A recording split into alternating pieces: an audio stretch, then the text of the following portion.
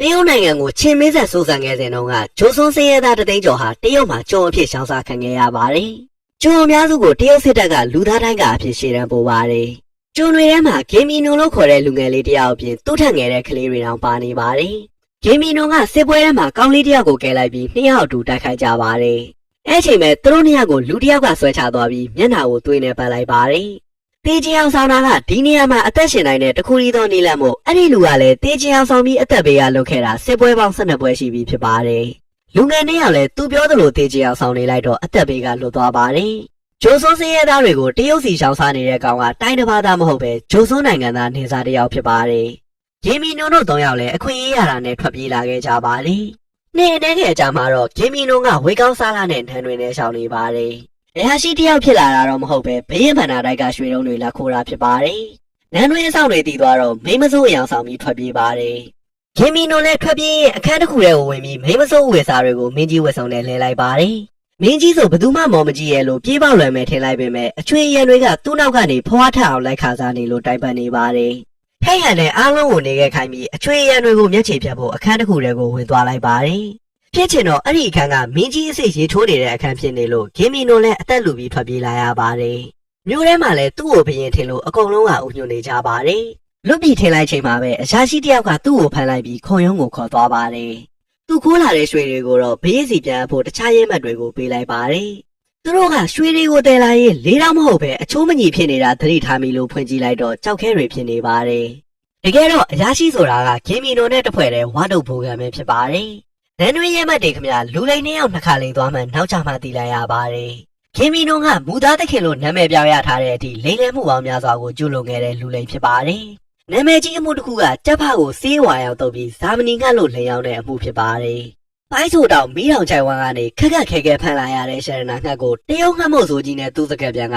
ရာရှိတထေကြီးတယောက်ကိုကြေးပြ3000နဲ့ရှောင်းဆောက်သွားပါတယ်။တထေကြီးခမမိုးရွာလို့စေးရောင်တွေကျွတ်သွားမှကြက်ဖဖြစ်နေမှသိပါတယ်။သူတို့ကဖုန်းကြီးအောင်ဆောင်ပြီးစူတောင်းပြမျှော်စင်လဲရောင်းစားပူပါတယ်။နာမည်အကြီးဆုံးမှုကတော့ဂေမီနုံကမိန်းကလေးဖြစ်ဟန်ဆောင်ပြီးအရာရှိတယောက်ကိုလိန်သွားတာဖြစ်ပါတယ်။အရာရှိကသူ့ကိုတန်းတန်းဆွဲပြီးပိုးချေပန်းကြီးတွေပေးတော့မှမိန်းမလလေးရဲ့အကိုကအရာရှိကိုထိုးချိတ်ပြီးသူ့ညီမလေးကိုပြန်ခေါ်သွားပါတယ်။ဒါပေမဲ့ကြေးပြ3000လောက်တန်ကြီးရှိတဲ့ရှရနာတွေတော့ပါသွားပါတယ်။အဲ့ဒီလူကခုချိန်ထိတောင်ဂေမီနုံကိုယောက်ျားမှမသိပဲအယူတစ်ပိုင်းအသေးကွဲနေရှာပါတယ်။ဘလို့ပဲရုပ်ဖြတ်ထားပါစေတယောက်ကချော်ချော်တယောက်ကဝဝလူလိန်တယောက်ကိုရာဇဝဲဥကအသေးအတန်ရှာနေပါတယ်။ဂေမီနုံတို့ကတော့လိန်လို့ခိုးလို့ပြီးတာနဲ့သူတို့အိမ်ကိုပြန်ကြပါတယ်။တရုတ်ကိုရောင်းစားခံရတဲ့ထဲကအမျိုးသမီးတယောက်ကလည်းသူတို့နဲ့အဖွဲကြပြီးအခုတော့ရိုးရိုးသားသားနက်ကြော်လုံးရင်လိန်စားနေပါတယ်။ဂေမီနုံကယ်ခဲ့တဲ့ဂဲဝန်းလို့ခေါ်တဲ့ကောင်လေးကလည်းသူတို့နဲ့အတူရှိနေသေးလို့လေးဟောက်တူနေကြတာဖြစ်ပါတယ်။ဘိုးကံကရှာလို့ရသမျှကိုစုဆောင်းပေမဲ့ဂေမီနုံကတော့ရှာသမျှကုန်တဲ့အထိတောက်စားပြောပါနေတတ်ပါတယ်။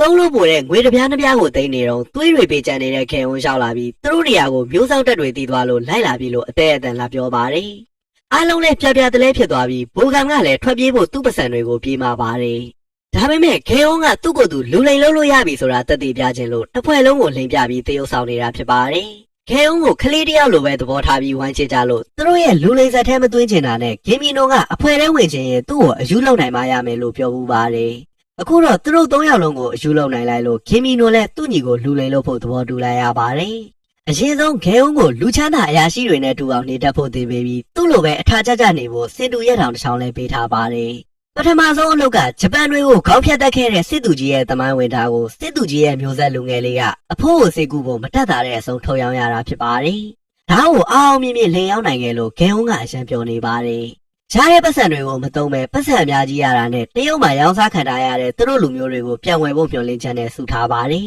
။တရက်မှာတော့ဂေမီနုံကသူတို့ရဲ့နောက်လုံးမဲ့အလုပ်ကိုပြူအားချပြီးသွားပါတယ်။မြို့ထဲမှာဆေးရွက်ကြီးကအရန်စေးကောင်းနေပါတယ်။အကောင်းဆုံးဆေးရွက်ကြီးတွေကိုပြည်တွင်းမှာမသုံးပဲတရုတ်ကိုတင်သွင်းလို့အဲ့ဒါတွေကိုသာခိုးနိုင်ရင်ဘရင်အမန္တာတိုက်ကခိုးထားတဲ့ရွှေထက်3ဆပိုရမှာဖြစ်ပါတယ်။တနိုင်ငံလုံးကဆေးရွက်ကြီးကုန်သွယ်ခွင့်ကိုအမတ်စောတယ်အောင်တဝူတွေကချုပ်ကိုင်ထားပါတယ်။သူတို့ကမနက်6နာရီဆိုအိမ်ကစားထွက်စားနေကြဆိုင်မှာမနက်စာစားပြီးတာနဲ့ဆေးရွက်ကြီးကိုတော့မှတနေ့ကုန်အလုပ်လုပ်ပါတယ်။အလုပ်ပြီးရင်တော့စောင့်ကြမြိုင်မှာတောက်စားပြီးမှပြန်လေးရှိပါတယ်။ဆေးရွက်ကြီးကိုတော့ဘိုးကံကသွားချောင်းပြီးအဆောက်တွေများလုံးလို့ခိုးဖို့မဖြစ်နိုင်ဘူးလို့သတင်းပြန်ပေးပါတယ်။ကိုရောင်ထဲကိုဝင်ဖို့ဆိုစောတယ်ရောက်ကိုယ်တိုင်ထုတ်ပေးတဲ့ဒစိကောင်းလို့ပြီးဒစိကောင်းရဖို့ကဘရင်ရွှေခိုးတာထက်တောင်ခက်တယ်လို့ဘိုးကံကပြောပါတယ်။ဒါပေမဲ့ဂေမီနုံမှာတော့အကျဉ်းရှိနေပါတယ် နှစ်ယောက်လုံးကရုပ်ဖြတ်ပြီးစောတယ်အောင်လာမဲ့ဆောင်ကြမြိုင်မှာတောက်တောက်နေပါတယ်စောတယ်အောင်တို့ဖွဲ့ရောက်လာတော့ဂေမီနိုတို့ကဆောင်ကြမြိုင်တစ်ခုလုံးကိုသူတို့အပြတ်ငှားထားလို့နောက်နေရာရှာလိုက်ဆိုပြီးရန်ရန်ကားကားနဲ့နှင်ထုတ်ပါတယ်စောတယ်အောင်ဆိုတာကလည်းဒီလိုအကြောခံမဲ့ကောင်မျိုးမဟုတ်တော့ဂေမီနိုကဘိုင်ဝမ်းချမယ်လို့စိန်ခေါ်လိုက်ပါတယ်ရှုံးတဲ့ဘက်ကဒီညတောက်တာရှင်းကြီးလို့ပြောတော့စောတယ်အောင်လည်းလက်ခံလိုက်ပြီးသူတို့ဘက်ကအကြီးဆုံးကောင်ကိုထုတ်လိုက်ပါတယ်ဂေမီနိုကလည်းအားကြမခံဘိုးကန်ကိုထုတ်လိုက်ပြီးဘိုးကန်ကတစ်ချက်ထဲနဲ့မရှုမလားရှုံသွားပါတယ်ဂေမီနိုလည်းအောက်တက်တက်နဲ့တညလုံးစာရှင်းပေးလိုက်ရပါတယ်စောတယ်အောင်ကလက်ခံဖြတ်ပိုင်းမှာကြည်ကျင်နဲ့ကြီးတစ်စိတ်တုံးထုတ်ပေးလိုက်တော့သူတို့လည်းလူချင်နိုင်ရသွားပါတယ်ဂေမီနိုကတစ်စိတ်တုံးအမှတ်သားကိုအာလူးနဲ့အကြာကြီးဖိကပ်ပြီးအတူပွားလိုက်ပါတယ်တစ်စိတ်ရတော့အစိတ်ရှိတဲ့မြက်တွေကိုထောင်းပြီးရလာတဲ့အရှိကိုတရုတ်ရိုးရာစက်ကူလုံးကြီးအတိုင်းဖက်ရွက်လေးတွေဖြစ်အောင်အချောက်ခံပါတယ်ပြင်ဆင်စရာရှိတာအလုံးပြင်ဆင်ပြီးနောက်မှာတော့ဆေးရွက်ကြီးတွေခိုးဖို့သွားကြပါတယ်အရင်ဆုံးဂေုံကိုအထက်ဆိုင်ကလူကြီးမင်းတယောက်စီစားပေးခိုင်းလိုက်ပါတယ်ဂေမီနိုကဂေုံကိုညီရင်လို့သဘောထားလို့သူတို့လိုလူလိမ်တွေစီကနေဂေုံထွက်သွားအောင်စီစဉ်ထားတာဖြစ်ပါတယ်အဲ့တော့စောတယ်အောင်ကလူတွေစားနေကြမနှက်စာဆိုင်မှာစပုံမှုကိုရုပ်ချောချောလေးနဲ့အာယုံလွှဲပြီးစမ်းပြုတ်အိုးတွေကိုဝမ်းတုံစီတွေသွားထည့်လိုက်ပါတယ်ဆေးရွက်ကြီးကိုလောင်တွေကိုလည်းကော်ပီတစ်စိတ်ကောင်းစွာနဲ့တန်တရားကင်းကင်းဝင်ခွင့်ရသွားပါတယ်ဆေးရွက်ကြီးတွေကိုဖောက်ဆင်ရင်အသိယူလာတဲ့ဖက်နဲ့ထဲလိုက်နေတာကိုတွေ့တော့အဆောင်တွေကအထူးအဆန်းဖြစ်ပြီးကြီးနေကြပါတယ်ဂေမီနိုလည်းဒါကတရုတ်ကရခဲ့တဲ့နီးဖြစ်ပြီးဆေးရံနဲ့တောက်ရတာထက်ကောင်းလို့အဆောင်တွေကိုလည်းသဘောကောင်းကောင်းနဲ့တလေးလောက်စမ်းတောက်ခိုင်းလိုက်ပါတယ်အဆောင်တွေလည်းဈေးကြီးတဲ့ဆေးရွက်ကိုညှင်းစရာမရှိတာကြောင့်ဂေမီနိုတင်ပေးတဲ့အတိုင်းလိုက်ပြီးတစ်ဖွာလောက်ရှာလိုက်ပါတယ်တယောက်ကတော့စလိမ့်မတောက်တဲ့လို့မတောက်ပေမဲ့တောက်တဲ့သူတိုင်းမူလဲကုန်ပါတယ်မမူပဲကြံခဲ့တဲ့ကောင်ကတော့အနာခံရပြီးမှလဲသွားပါတယ်သူတို့တွေရှိသမျှဆေးရွက်ကြီးတွေကိုတဲသွားပြီးတဲ့အထိစောတယ်ရောက်တဲ့သူ့လူတွေခမရတော့အပြိုင်ဆိုင်ဝမ်းသွားနေကြတော့ဖြစ်ပါတယ်တစ်ဖက်မှာဂေုံကသူ့ကိုခိုင်းထားသလိုအထက်ဆိုင်ကိုစားသွားပေးပါတယ်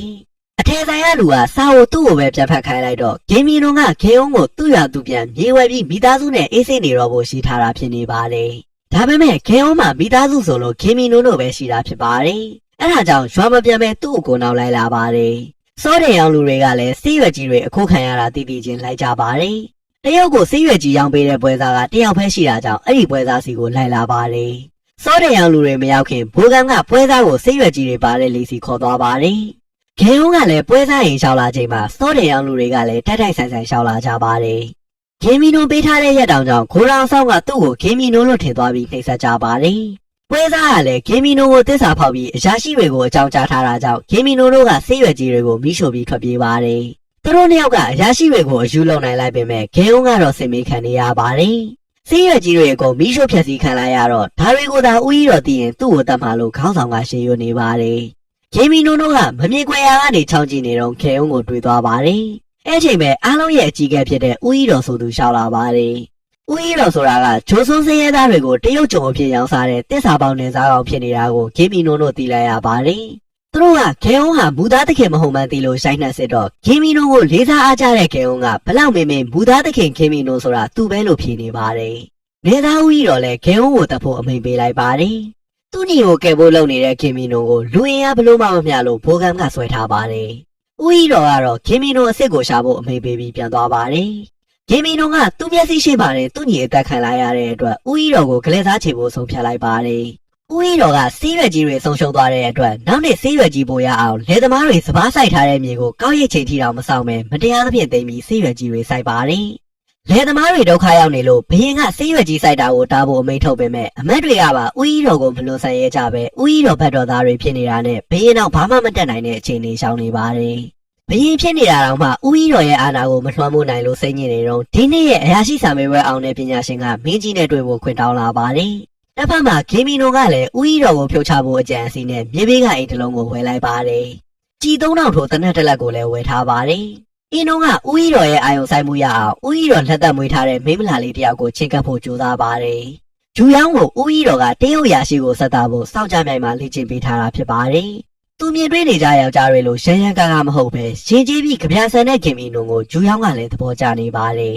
။ဂျူယောင်းကိုကြောင်နေတော့ဦးကြီးတော်နဲ့တက်တိုးတော့သူ့အစီအစဉ်အတိုင်းဦးကြီးတော်သူ့ကိုသတိထားမိအောင်လုပ်သွားပါတယ်။ခင်မီနုံကဆေးရွက်ကြီးလောကမှာလည်းမြေဘေးကအိမ်ကိုစိတ်ဝင်စားဖို့ကောင်းသတိဖြတ်ထားတာကြောင့်ဦးကြီးတော်ရဲ့သူကမြေဘေးကအိမ်ကိုလာကြည့်ပါတယ်။သူတို့ရောက်လာတာနဲ့အိမ်ရှင်ဘိုကန်ကအသေးအတန်မောင်းထုတ်ပါတယ်။ဦးကြီးတော်ရဲ့သူလည်းပိုစိတ်ဝင်စားသွားပြီးဘိုကန်နောက်လိုက်ချောင်းတော့ဘိုကန်ကမြစ်ထဲမှာရွှေကျင်နေပါတယ်။မြစ်ဆက်လေးမှာရွှေသားတွေရှားနေတာကြောင့်ဒီမြစ်ဟာရွှေထွက်တဲ့မြစ်ဆိုတာသိလိုက်ပါတယ် အဲ့ဒီသတင်းကိုဦးကြီးတော်တီတော့ကိုယ်တိုင်လာပြီးဘူကန်ကိုဖမ်းပါတယ်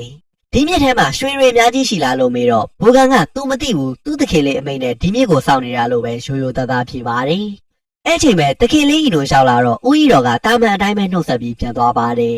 ်မြေပေးရသေးတွေနည်းနည်းယူလာပြီးစမ်းကြည့်တော့လဲရွှေသားလေးတွေတွေ့တာနဲ့ဦးကြီးတော်ကရွှေထွက်တဲ့မြစ်ကိုအပိုင်ရဖို့ကြိုးစားပါတော့တယ်အရင်ဆုံးသခင်လေးဤတို့နဲ့ရင်းနှီးမှုရအောင်လုပ်ပါတယ်ဤတို့ကမြစ်ကိုသူပိုင်ချောင်းပြောတော့ဦးကြီးတော်လည်းစိတ်ဝင်စားသွားပါတယ်အိမ်ပိုင်ချမ်းပိုင်တာမဆမ်းပေမဲ့တဘာဝအတိုင်းရှိနေတဲ့မြစ်ကိုပိုင်နေဆိုတာကတော့မကြဘူးလို့တေချာမေးကြည့်တော့ဤတို့ကသူ့မိသားစုရဲ့သမိုင်းကိုရှင်းပြပါတယ်တစ်ချိန်လုံးကဘရင်ကြီးစစ်ချီလာတဲ့လမ်းမှာဒီမြစ်ကတရားမရှိခရုံမရှိနဲ့ကန်လန့်ခံနေပါတယ်ဘရင်ကြီးနဲ့တော်ဝင်တဲ့အခက်အခဲဖြစ်နေချိန်မှာဤနိုရဲ့ဘိုးဘေးကြီးကတစ်ဖောင်တွေကိုတန်းစီပြီးကျိုးနေဆက်ဘရင်ကြီးမြင်းမော်ကတော့ဆင်းစရာမလိုပဲတက်တစ်ခုလုံးမြစ်ကိုဖြတ်ကူးနိုင်အောင်တရားထုတ်ပေးခဲ့ပါတယ်အဲဒါကြောင့်ပဲဘရင်ကြီးကအောင်ပွဲရခဲ့ပါတယ်သူ့ဘိုးဘေးရဲ့အကျိုးဆောင်မှုကိုကျေးဇူးတည်တတ်တဲ့အနေနဲ့ဘရင်ကြီးကမြစ်ကိုဘိုးစင်ပေါင်းဆက်အပိုင်စားပေးခဲ့ပါတယ်မြစ်ကိုပိုင်ဆိုင်ကြောင်းအထောက်အထားတွေအကုန်ပြပေမဲ့လွယ်မယုံတတ်တဲ့ဦးကြီးတော်ကနန်းတွင်းမှာတမိုင်းအထောက်အထားတွေပြန်ရှာပါတယ်တော်ဝင်စားကြီးတိုက်ကမင်းကြီးနဲ့တာဝန်ရှိအမတ်တွေပဲဝင်လို့ရပေမဲ့ဦးကြီးတော်အတွက်တော့တိတ်ခတ်ခဲမနေပဲအထောက်အထားတွေယူနိုင်လိုက်ပါတယ်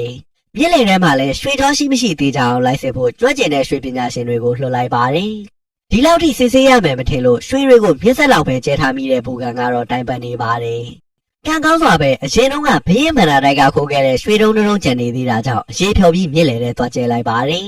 စစ်စေးရေးအဖွဲ့ကနေရာတိုင်းမှာရှာပေမဲ့ရွှေမတွေးလို့ပြန်တော့မဲ့အချိန်မှာပဲရွှေသားတွေအများကြီးတွေးလိုက်ရလို့ဒီမြစ်မှာရွှေကြောအကြီးကြီးတေချာပေါက်ရှိမယ်ဆိုတာအတည်ပြုလိုက်ပါတယ်။တမိုင်းအထောက်ထားကလည်းမြစ်ဟာသခင်လေးအင်နိုပိုင်းနေဆိုတဲ့အချက်အလက်အတိအကျကိုရှိနေပါတယ်။တစ်ဖက်မှာဘိုကန်ကသူတို့ကိုတစ္ဆာဖောက်သွားတဲ့ပွဲသားစီကိုသွားပြီးနောက်တစ်ခါထပ်တစ္ဆာဖောက်ခိုင်းပါတယ်။သူတို့နဲ့ပတ်သက်တဲ့သတင်းတွေကိုအရာရှိကိုသွားပေးခိုင်းတော့ပွဲစားလည်းလက်ခံလိုက်ပါတယ်။အင်နိုကလူကြားသူကြားတဲ့ပါဂျူယောင်းတော့အသေးအတန်လိုက်နေပါတယ်။ဂျူယောင်းကိုအယူမှုကြိုက်နေတယ်လို့ဦးကြီးတော်ထင်အောင်တမင်လို့ယူနေတာဖြစ်ပါတယ်။ဦးကြီးတော်ကအင်နိုနဲ့ထပ်တွေ့ပြီးမြစ်ကိုရှောင်းဖို့ပြောပါတယ်။အင်နိုကတော့ဘိုးဘွားပိုင်ဖြစ်နေလို့ရှောင်းမှုအစီအစဉ်မရှိသေးတဲ့အပြင်မြစ်ထဲမှာရွှေကျင်နိုင်မှုဆဲဆောက်နေတဲ့အကြောင်းကိုလည်းပြောပြလိုက်ပါတယ်။မြစ်ထဲမှာရွှေရှိရင်တော့တာမန်ရဲသားတွေမှာရွှေတူးခွင့်မရှိတာကြောင့်တူးခွင့်ရှိတဲ့သူကိုရှောင်းပေးဖို့ဦးကြီးတော်ကပြောပြပါတယ်။ဒါပေမဲ့အင်နိုကတော့မူနေပြီးနောက်နေ့ရက်နေရင်အဖြေပေးမယ်လို့နေထားလိုက်ပါတယ်။တစ်ဖက်မှာပွဲစားကမူသားသခင်ခင်အင်နိုမြစ်ကိုလည်ရောက်ပြီးဒီနိုင်ငံကနေထွက်ပြေးတော့မယ်လို့ရှာဆွဲအုပ်ကိုသတင်းလာပေးပါတယ်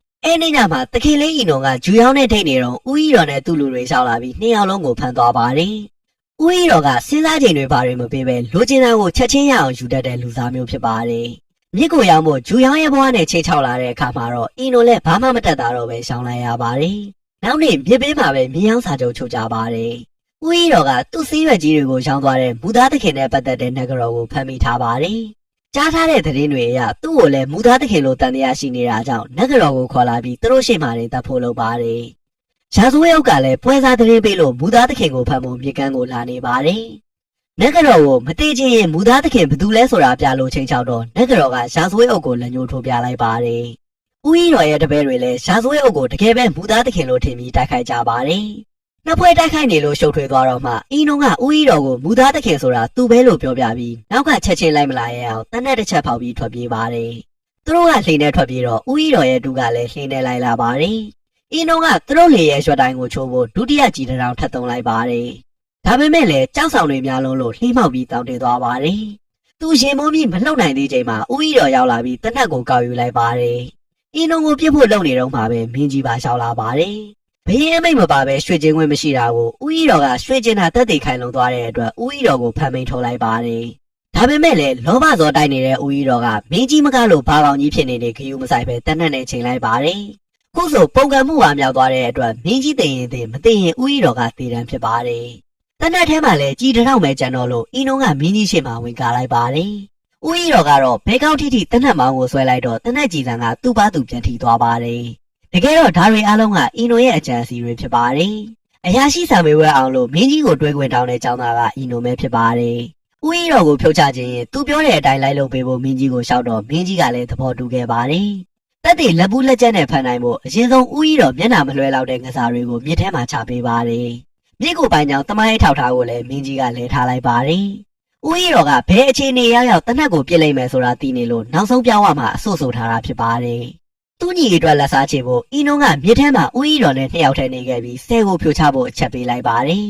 ဖြစ်ပြသွားတာတွေကြောင့်တွေးကြောင်ပြီးအသီးလွန်နေတဲ့ဦးကြီးတော်ကထွက်ပြေးဖို့လည်းမစင်စားမိတော့ပဲကိစ္စတုံးသွားပါတယ်။မင်းကြီးရဲ့အာဏာလည်းတည်မြဲသွားပြီးမို့အကျိုးတူဆောင်ခဲ့တဲ့ဤနုံကိုလိုချင်တဲ့ယာတို့ပြောစေပါတယ်။ဤနုံကတော့ယာတို့မလိုချင်လို့ညင်းပေမဲ့အရာရှိစာမေးပွဲအောင်ပြီးသားသူမို့ယာတို့မရှိတဲ့အရာရှိဖြစ်လာပါတယ်။ဘိုးကံကသူ့ရဲ့လူလိမ်ရည်ချင်းတွေကိုသိပေမဲ့ဒီလောက်အစ်စ်အဆောက်အအုံများတဲ့စာမေးပွဲမှာဘလို့များခိုးချခဲ့လဲဆိုတာသိချင်နေပါတယ်။တကယ်တော့ဤနုံကခိုးချခဲ့တာမဟုတ်ပဲအမှန်တကယ်အသေးလဲစာကြိုးစားပြီးဝင်ဖြေခဲ့တာဖြစ်ပါတယ်။နန်းတွင်းရာရှိဖြစ်လာတဲ့အထိလဲဤနုံကတော့မူသားသခင်ဘွားမှာပဲပျော်မွေ့နေပါတယ်။ခုဆိုရင်သူတို့လူလိမ်မိသားစုမှာမိမလာလေးကျူရောင်လဲပါဝင်လာပြီးဖြစ်ပါတယ်။